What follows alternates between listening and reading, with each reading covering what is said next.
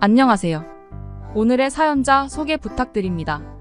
안녕하세요. 왈칵 시청자 여러분, 저는 미국에서 수필 작가로 활동하고 있는 헤일리예요. 제가 오늘 이곳에 사연을 보내게 된 이유는 한 한국인 부부 덕분에 우리 아기의 건강을 되찾게 된 사연에 대해서 전달드리기 위해서예요. 저와 남편, 그리고 눈에 넣어도 아깝지 않을 딸 아만다는 미국 텍사스의 작은 마을에서 살고 있답니다. 텍사스는 여름에 40도를 웃도는 기온으로 매회 여름나기가 참으로 어려워요. 다행히 겨울에는 비교적 온화한 기후 덕분에 살기는 나쁘지 않지만요. 그런데 그마저도 날씨가 우후죽순이다 보니 아침에 눈 뜰 때마다 일기예보를 보는 것이 우리 부부의 일상이었죠. 그 해는 쪄 죽는 말이 무색할 정도로 힘든 여름이었답니다. 그런데 무더위로 인해 우리 집 에어컨이 고장난 것이 아니겠어요? 우리 집만 그런 게 아니라 마을 곳곳에 에어컨이 고장이 났었어요. 에어컨을 수리하기 위해 수리기사를 부르려 해도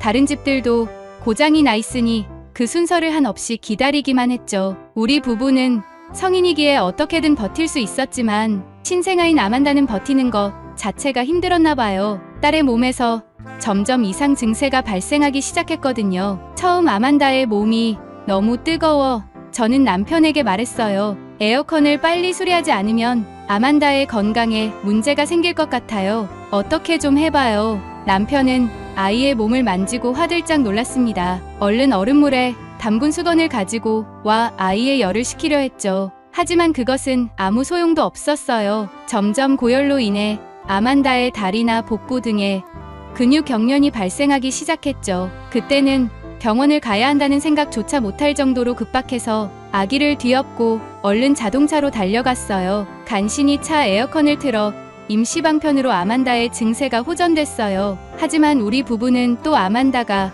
경련을 일으킬까 불안해서 잠을 이룰 수가 없었답니다. 밤이 되어도 무더운 더위는 가시지 않았어요. 오히려 열대야 현상이 일어나는지 낮 시간대보다 체감상 더 더운 느낌도 받았죠. 어쩔 수 없이 우리 부부는 수리기사가 방문할 때까지 며칠 동안 차에서 생활하기로 마음 먹었답니다. 그러던 중 우리 가족을 구해준 영웅들이 나타났답니다. 우리가 며칠 밤을 차 안에서 자고 있는 것을 어떻게 알았는지 옆 옆집에 살고 있는 한국인 아저씨 부부가 우리를 찾아와서 말씀하셨어요. 헤일리, 이런 막혀있는 좁은 곳에서 에어컨 바람을 쐬며 아이를 두는 것은 아만다의 건강을 더욱 악화시킬 거예요. 그러지 말고 우리 집에 와요. 어서 남편과 옷가지들을 챙기고 바로 넘어와요. 기다리고 있을 테니. 우리 부부는 민폐라는 생각에 주저했지만 아만다의 건강도 걱정되고 아줌마의 계속된 권유에 할 수 없이 집에 가서 짐을 챙겨 옆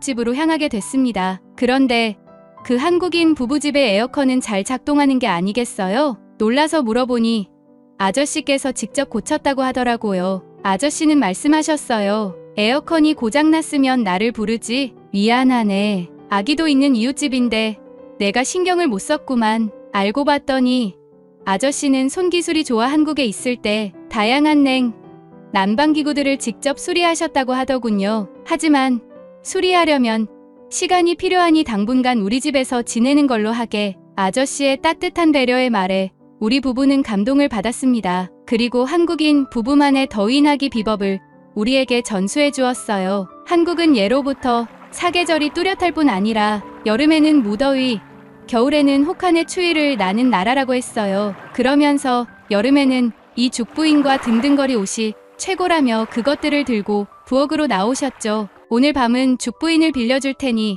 이것을 안고 자면 돼요. 더위를 좀 날려줄 거예요. 그리고 아만다가 여름 동안 입을 옷은 제가 이틀 안에 만들어서 전해줄게요. 죽부인은 속이 비어있어 공기가 잘 통하고 표면에 느껴지는 차가운 촉감이 말 그대로 시원했어요. 우리 부부는 그날 밤 유토피아를 맛보았답니다. 그동안 차 안에서 자느라 잠을 제대로 못 이루어서 그런지 아만다 걱정은 까맣게 잊어버리고 죽부인을 안고 시원하게 잠을 청했어요. 또한 아주머니는 등나무 줄기를 가늘게 쪼개서 엮어 한국의 전통 여름 조끼인 등등거리라는 것을 아만다의 옷으로 만들어주었습니다. 옷과 피부 사이의 공간에 바람이 잘 통하는 그 옷 덕분에 평소 땀띠로 고생한 아만다가 하루 종일 누워있어도 땀이 배지 않더군요. 이런 놀라운 물건들을 한국은 옛 선조 때부터 사용했다니 한국의 여름나기 기술에 우리 부부는 연일 손뼉을 칠 수밖에 없었답니다. 그뿐만이 아니었습니다. 이건 한국에 갔을 때 직접 가지고 온 건데 이걸 사용해보세요. 혹시 몰라.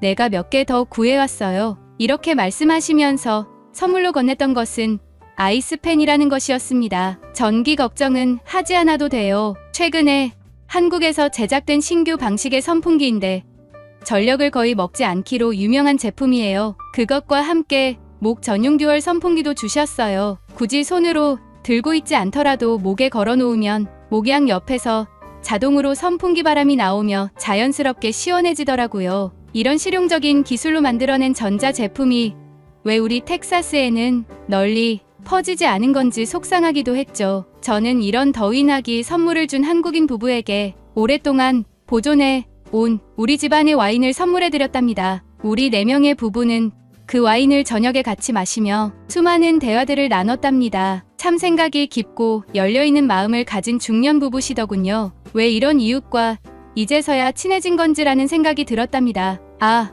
또 한 가지가 더 있는데 한국인 아주머니를 통해 더위나기에 아주 뛰어난 음식을 배우기도 했어요. 오이냉국이라는 것이었는데 생전 처음 들어본 이름이었죠. 처음에 남편과 저는 새콤한 맛과 독특한 향이 나는 오이냉국이 꺼려졌지만 이걸 마시는 날만큼은 더위가 한결 가시는 것 같았어요. 여름에는 한국식 오이 냉국이 제격이에요. 외국인들이 먹기에 조금은 독특할 수 있겠는데 한국에서는 여름만 되면 수박과 함께 꼭 먹는 음식이랍니다. 저열량, 저지방 식품이라 다이어트에도 굉장히 좋아요. 식이섬유도 풍부해서 포만감을 주되 장 운동을 활발하게 해서 변비 예방에도 기똥차죠. 보통 서양에서는 피클, 샐러드로 오이를 사용하던데 한국은 보다 다양하게 오이를 사용한답니다. 우리는 이 음식의 제조법을 아주머니에게 직접 배우고 나서 텍사스의 무더운 여름을 간신히 견뎌낼 수 있었어요. 게다가 오이냉국을 먹고 나서 평소 심했던 남편의 변비도 낫게 되었고 제 피부에 난 여드름도 쏙 들어간 게 아니겠어요. 남편과 저는 그 뒤부터 한국인 중년 부부와 두텁게 친해지게 되었습니다. 한국과 한국인에 대해 평소에 별다른 생각을 하지 않았는데 많은 관심을 갖게 된 계기가 되었죠. 어떻게 본인 부부들 일도 아니고 어색하게 지냈던 이웃을 위해 본인들 집까지 빌려주고 선물을 주며 선심을 쓸 수 있단 말인가요? 그 사건이 있는 몇 년 동안 한국인 부부와 관련된 일화에 대해 계속해서 수필을 써오고 있어요. 그들이 보여준 호의가 고마워 보답하고 싶기도 했고 많은 사람들에게 이 소식을 알리고 싶었답니다. 아마 내년쯤 책이 발간될 것 같은데 책이 발간되면 그때 한번 더 왈칵을 찾아오도록 하겠습니다. 한국 정말 감사하고 사랑합니다. 미국 텍사스에 사는 헤일리님의 감동 사연 잘 들었습니다. 남의 일을 자기 일처럼 신경 써준 한국인 부부의 선심이 참 감동적이네요. 지금까지 왈칵이었습니다. 감사합니다.